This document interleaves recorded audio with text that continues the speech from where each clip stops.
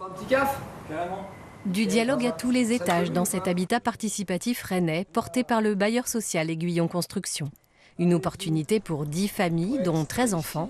Salle commune, potager. Cet habitat, ils l'ont pensé pour pouvoir combiner un mode de vie individuel dans un espace privé et sociabiliser avec les voisins dans des espaces communs en gestion collective. Une évidence pour Maël. Moi, je viens plutôt de grandes colocations et tout. Moi, le vivre ensemble, en tout cas, c'est quelque chose qui m'a toujours parlé. Et puis, à l'époque, quand on a pensé le projet, on n'avait pas d'enfants. Donc, moi, maintenant, avec ma chérie, on a 2 enfants. Et bah, c'est super, puisque quand tu rentres de l'école ou de la crèche, en fait, il y a tout le monde qui est dehors, qui joue. On a et des personnes de différents pays, de différentes couleurs, de différentes confessions, et des personnes en situation de handicap. Et mes enfants, ils grandissent avec une espèce d'ouverture d'esprit. C'est génial, parce que finalement, du coup, on a créé une sphère hyper bienveillante, où tout le monde est accepté. Et c'est ça, en fait, moi, je trouve super dans cet habitat.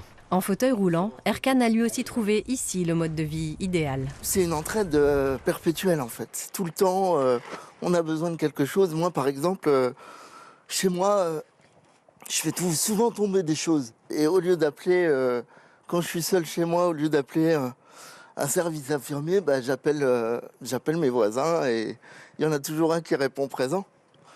Et ça, c'est vachement rassurant aussi. Si historiquement, beaucoup de projets étaient portés par des collectifs citoyens, désormais, pour plus de mixité sociale, les collectivités locales intègrent ces programmes dans les politiques publiques.